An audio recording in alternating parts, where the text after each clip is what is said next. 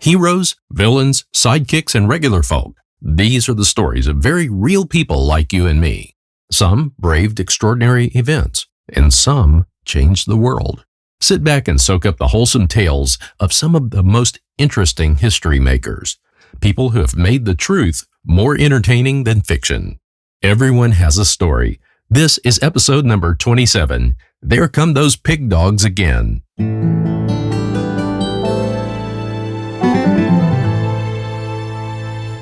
He trained as a baker, but Audie's heart lay in athletic endeavors. Skiing, boxing, soccer, track and field events. He loved them all. Audie made his own sporting gear from whatever he could find, stones or sticks for javelins.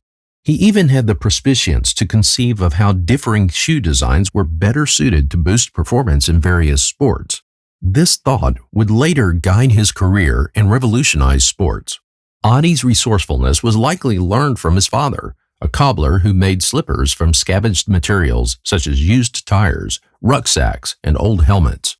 His similarly industrious mother operated a laundry service at the back of their house. Audie and his brothers delivered clean laundry throughout their village in northern Bavaria, where they became known as the Laundry Boys. Despite completing his apprenticeship at the bakery, Audie decided to pursue a different career path. His father taught him how to stitch shoes, rekindling Audie's imagination about how modifications in shoe design could improve athletes' performance. Before he could really begin to do anything with his dream, Audie was conscripted into the army just as World War I was finally winding down. Another year passed, and Audie returned to find that the economic toll of the war had compelled his mother to discontinue her already meager laundry business. Now 20 years old, Audie used the old laundry room to begin his own foray into the shoemaking business and, most importantly, to develop his ideas for innovative athletic footwear design. He made a few samples and sent them to various sports clubs in the region to demonstrate the quality of his products to players, managers, and trainers. His efforts were rewarded with orders.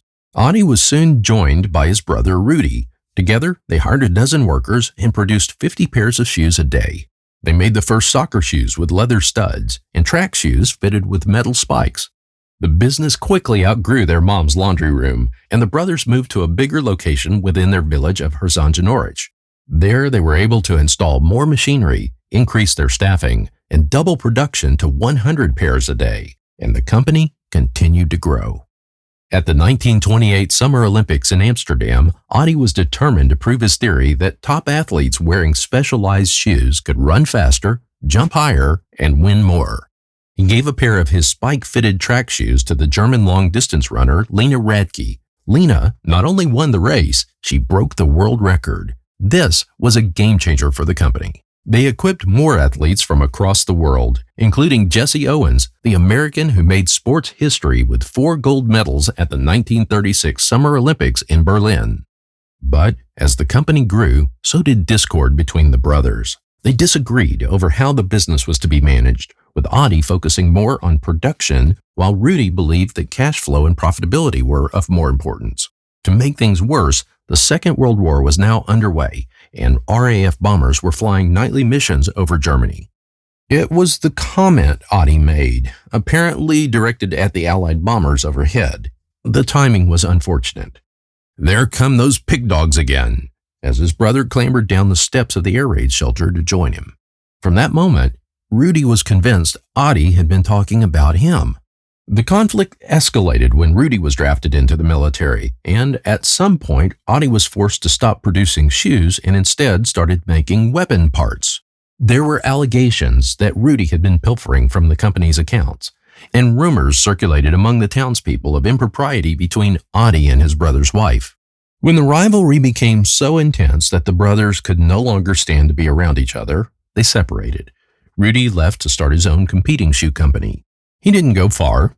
In fact, he set up shop in the same village, just across the river. Their competition was so bitter that it turned into a virtual arms race, with each brother trying to outspend and outdo the other. If one hired a celebrity for advertising, the other sought to hire a more prominent celebrity. If one built a big factory, the other made an even bigger one. They squandered tremendous amounts of money in frivolous lawsuits against each other. The dispute between the founding brothers became so strong that their entire community got drawn into it. It became a village of bent necks as everyone looked to see what brand of shoes people wore before deciding how to speak to one another. The estranged brothers, Audie and Rudy, eventually died in the 1970s, and their respective graves in the town churchyard symbolically could not have been situated further from one another. Sadly, the rivalry between them was so deep and entrenched in the local culture that the town remained polarized along the lines of which shoe company a person supported.